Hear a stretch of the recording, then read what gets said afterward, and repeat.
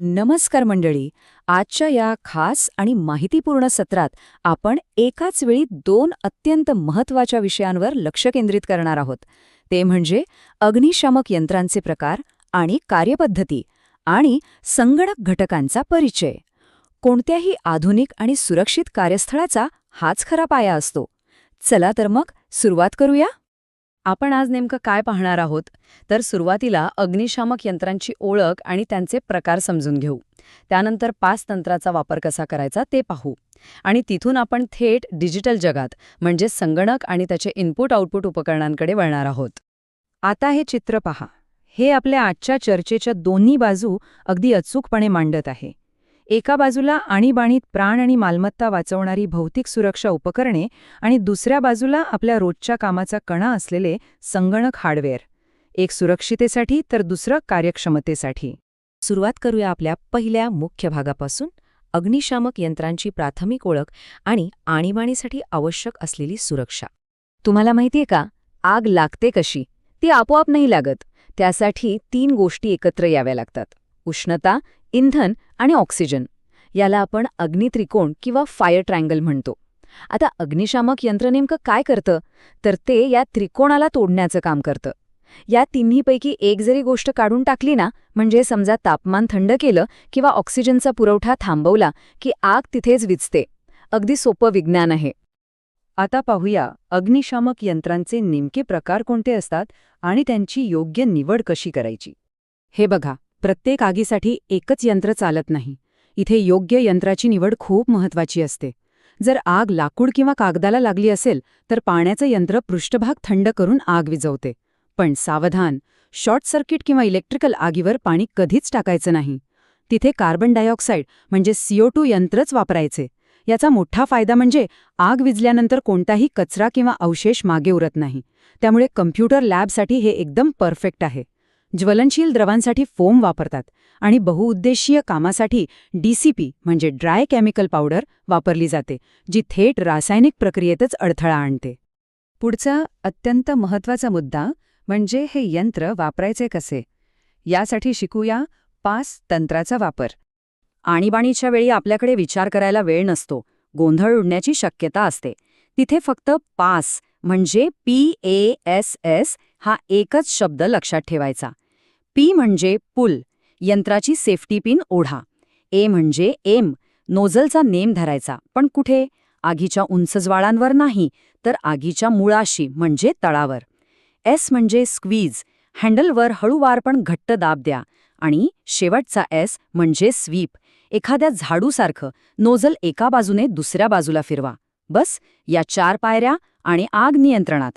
चला, आपल्या भौतिक परिसर आता सुरक्षित झाला. पण या सुरक्षित वातावरणात बसून आपण जे डिजिटल कामकाज करतो त्याचं काय? आता आपण आपल्या चर्चेचा ट्रॅक थोडा बदलूया आणि भौतिक सुरक्षिततेकडून थेट संगणकाच्या डिजिटल विश्वात उडी घेऊया. आपला पुढचा टप्पा, संगणक आणि त्याचे मुख्य घटक. आता इथून पुढचा भाग खूप रंजक आहे.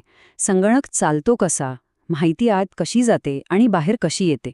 तर ह्या 2 गोष्टी समजून घ्या. इनपुट आणि आउटपुट डिव्हायसेस. इनपुट साधने काय करतात तर मानवी सूचना किंवा कमांड संगणकाला त्याच्या मशीनच्या भाषेत समजावून सांगतात. आणि आउटपुट साधने त्याच प्रक्रियेनंतरच्या डेटाला पुन्हा आपल्या मानवी भाषेत म्हणजे मजकूर, चित्र किंवा आवाजाच्या स्वरूपात आपल्यासमोर मांडतात. एकदम सोपी देवाणघेवाण आहे. तर मग कोणती आहेत ही इनपुट आणि आउटपुट उपकरणे? चला सविस्तर पाहूया. आपण रोज वापरतो ती सामान्य इनपुट साधने पहा.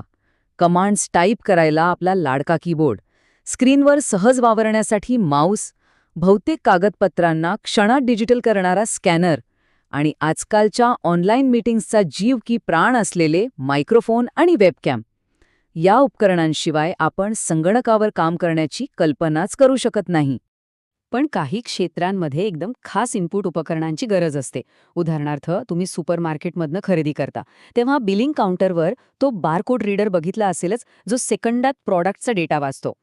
इंजिनिअरिंग डिझाईन किंवा कॅडमध्ये अचूक रेखाटण्यासाठी लाईट पेन वापरतात. आणि हो, गेमिंग किंवा फ्लाईट सिम्युलेटरमधनं तो वास्तववादी अनुभव देणारा जॉयस्टिक. ही सगळी विशेष इनपुट साधनं आहेत, जी त्या त्या कामासाठी खास बनवली आहेत. आता मशीनने डेटावर प्रक्रिया केली, मग तो आपल्यापर्यंत परत कसा येणार? त्यासाठी लागतात आउटपुट डिव्हायसेस. स्क्रीनवर सगळं व्हिज्युअल दाखवणारा आपला मॉनिटर हे सगळ्यात प्राथमिक साधन. त्या डिजिटल माहितीला कागदावर जिवंत करणारा प्रिंटर आणि संगणकातल्या सिग्नल्सना थेट आवाजात रूपांतर करणारे स्पीकर्स किंवा हेडफोन्स. ही ती उपकरणे आहेत जी संगणकाची भाषा आपल्याला समजेल अशी करून सांगतात. या व्यतिरिक्त काही विशेष आउटपुट उपकरणंही असतात बरं का. जसं की मोठ्या पडद्यावर प्रेझेंटेशन द्यायचं असेल तर आपण प्रोजेक्टर वापरतो. पण जर मोठमोठे इंजिनिअरिंग नकाशे किंवा आर्किटेक्टचे मोठे ब्लूप्रिंट्स अचूकपणे छापायचे असतील तर तिथे साधा प्रिंटर चालत नाही. तिथे लागतो प्लॉटर. प्लॉटर हे अशा कामांसाठी एक अत्यंत अद्वितीय आणि अचूक आउटपुट साधन आहे. आता जाता जाता एक महत्त्वाचा विचार करूया. हे सगळं तंत्रज्ञान, हे प्रगत संगणक घटक, हे अचूक डिजिटल ब्लूप्रिंट्स, हे सगळं घडतं कुठल्या तरी भौतिक कार्यस्थळातच ना?